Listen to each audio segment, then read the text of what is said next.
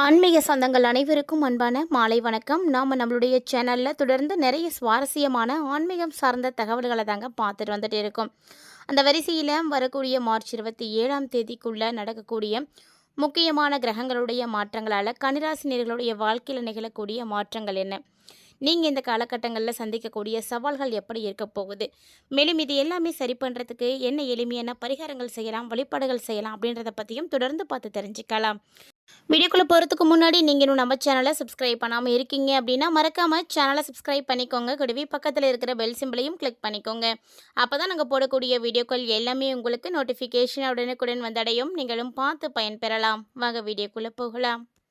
ஒரு தனி மனிதனுடைய வாழ்க்கையில் ஏற்படக்கூடிய எல்லா விதமான இன்ப துன்பங்களுக்கும் காரணமாக இருக்கக்கூடியது அப்படின்னா கிரகநிலைகள் மட்டும்தான்.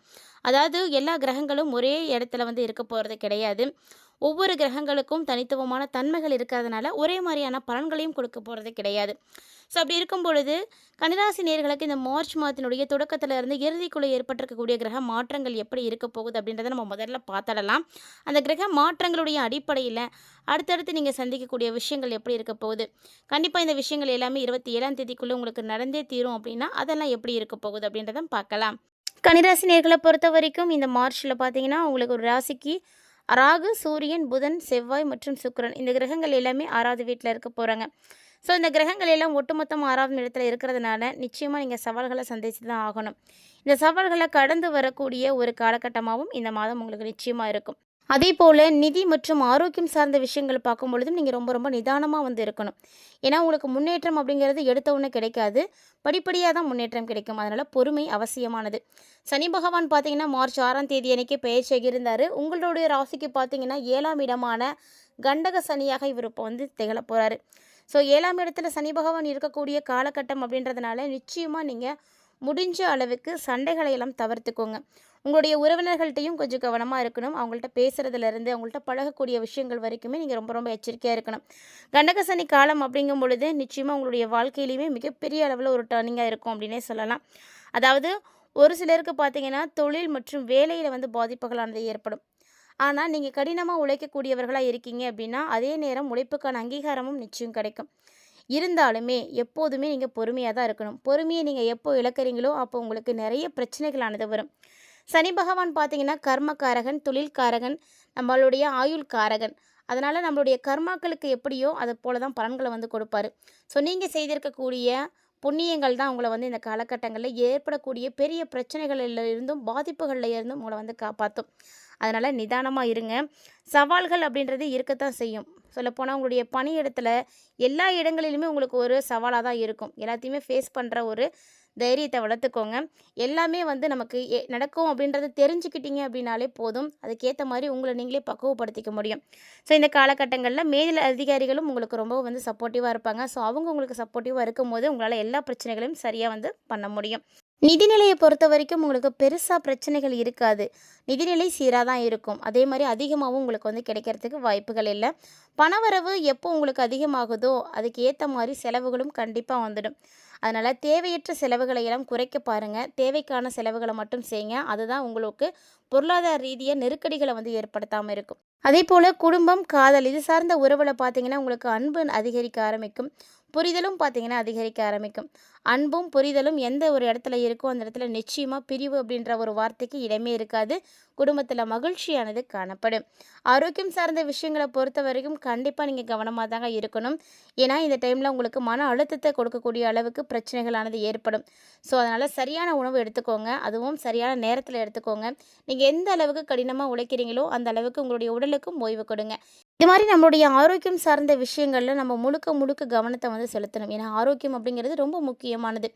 நீங்கள் ஆரோக்கியமாக இருந்தால் மட்டும்தான் உங்களுக்கு எப்பேற்பட்ட பிரச்சனைகள் வந்தாலும் சரி, சவால்கள் வந்தாலும் சரி, எப்பேற்பட்ட நெருக்கடிகள் வந்தாலும் சரி எல்லாத்தையுமே சமாளிக்க முடியும். நாமளே இல்லை அப்படிங்கும் பொழுது நம்மளுடைய பிரச்சனைகளை எப்படி சரி பண்ண முடியும்? அதனால் எப்போதுமே நல்ல ஆரோக்கியத்துக்கு ஒத்துழைப்பு கொடுங்க. ஸோ நல்ல உணவுகளை சாப்பிடுங்க, தரமான உணவுகளை சாப்பிடுங்க, வெளி உணவுகளை எல்லாம் தவிர்த்துக்கோங்க. அதுக்காக பிரச்சனைகள் மட்டுமே உங்களுடைய வாழ்க்கையில் இருக்கும் அப்படின்னு சொல்ல முடியாது. ஏன்னா ஒரு சில நேரங்களில் உங்களுக்கு யோகங்களும் காணப்படும். இழுபறியாக இருந்து வந்த நிலைகள் எல்லாமே இப்போ படிப்படியாக மாற ஆரம்பிக்கும். ஸோ உங்களுக்குன்னு ஒரு வகையில் ஒரு ஏற்றம் கிடைக்கும், ஒரு நம்பிக்கை ஏற்படும். உத்தியோகத்தில் என்னென்ன சிக்கல்களை நீங்கள் பார்த்துட்டு இருந்தீங்களோ அது எல்லாமே பரிபூர்ணமாக நிவர்த்தி ஆகிடும். அதே போல் குடும்பத்தில் உங்களுடைய வாழ்க்கை துணை விஷயத்துல எல்லாம் நீங்கள் வாக்குவாதங்களை வந்து ஏற்படுத்திக்காதீங்க.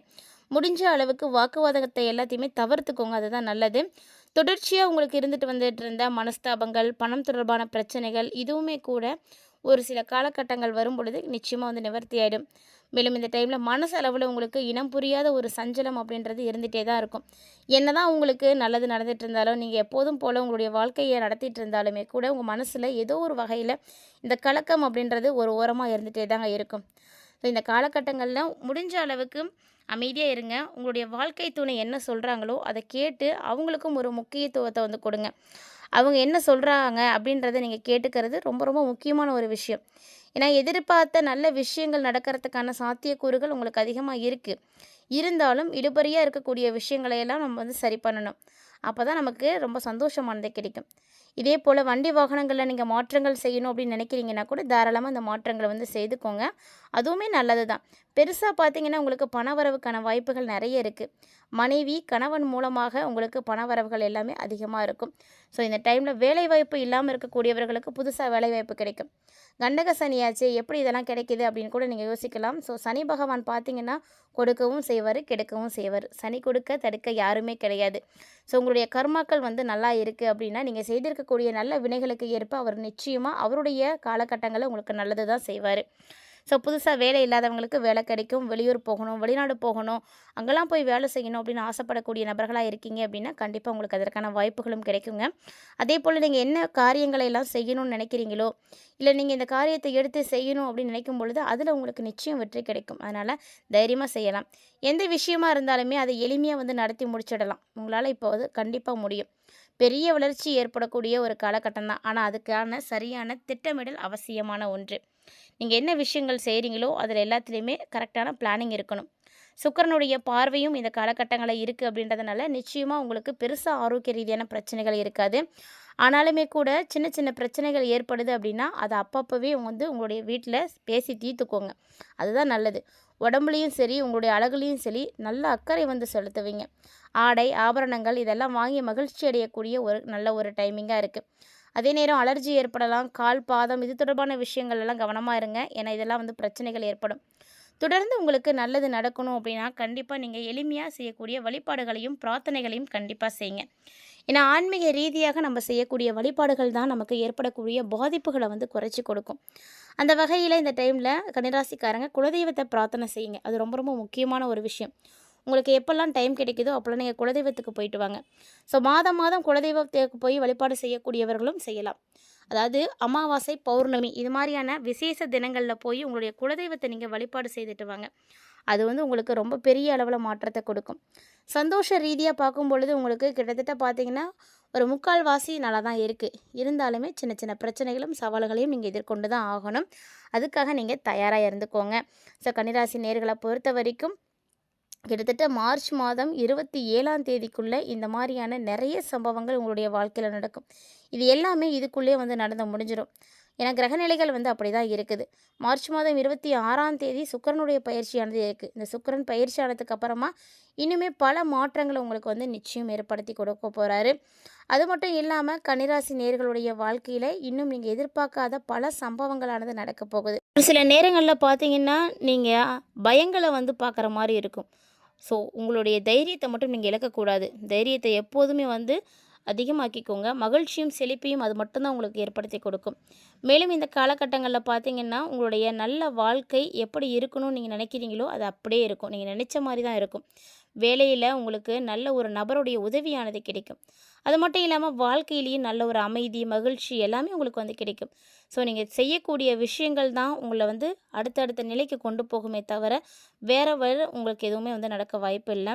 நிதி வாய்ப்புகள் அப்படின்றது நல்லா தான் இருக்குது. ஸோ அதிகமான செலவுகளை மட்டும் செய்ய வேண்டாம். காதல் வாழ்க்கையை பொறுத்த வரைக்கும் ஒரு சிலர் பார்த்திங்கன்னா தனிமையாக இருக்கிற மாதிரி உணர்கிற மாதிரி இருக்கும். ஆனால் அதுவுமே உங்களுக்கு பெருசாக பாதிப்புகளை கொடுக்காது.